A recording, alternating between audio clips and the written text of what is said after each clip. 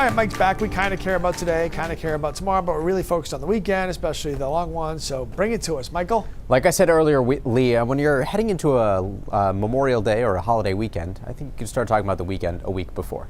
Yes. I agree. Right off sure. Monday, Tuesday, Wednesday, Thursday. Nobody cares about that. Friday, Saturday, Sunday, Monday is what everybody's got their eyes on. But before I get into that, let's talk about precip so far this year. We've got a bit of a deficit along the coastline especially, but even into parts of central Maine now. Augusta down about 1.5 inches almost from normal. Bangor still doing all right. Caribou running a little bit above normal right now. And the reason I bring that up is because we are starting to see an increased risk of drought, especially at the coastline, and especially if we get locked into a dry pattern here.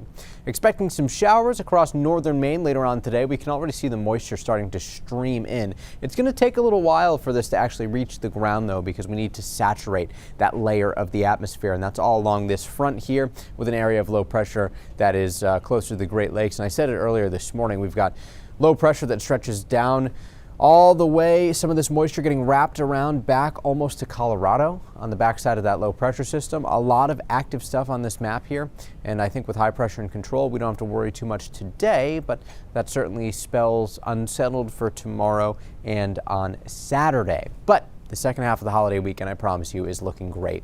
Mostly cloudy skies expected this morning, breaks of sun on the way this afternoon. High temperatures across western Maine back into the 70s. Elsewhere, likely seeing 60s, and a little bit cooler between the Penobscot Bay and along the coastline down east. Notice the showers stay north of this Greenville to Millinocket line. So once you're north of that is where I think you got to keep an eye out for some showers beginning around 1 o'clock this afternoon. But elsewhere, I don't really think it's going to be a huge issue.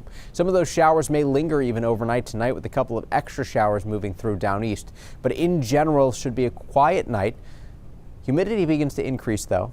Extra clouds around, likely mild. Some spots don't even drop below 60 degrees. Kicking the day off tomorrow, many of us will end up back into the 70s, maybe even some 80s mixed in, but another big split in temps.